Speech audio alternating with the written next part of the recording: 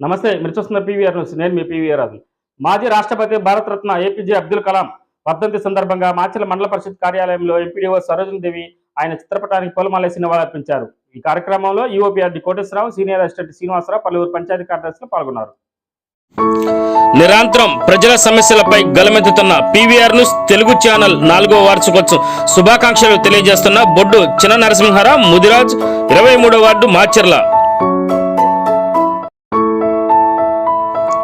పల్నాడు ప్రజల సమస్యలపై నిరంతరం పోరాడుతూ ప్రజల మన్ననలు పొందుతున్న పీవీఆర్ న్యూస్ తెలుగు 4వ వార్షికోత్సవం శుభాకాంక్షలు తెలియజేస్తున్న మాచర్ల చక్రధర డిగ్రీ కళాశాల ప్రిన్సిపల్ కుర్రి సాయి మార్కొండారెడ్డి.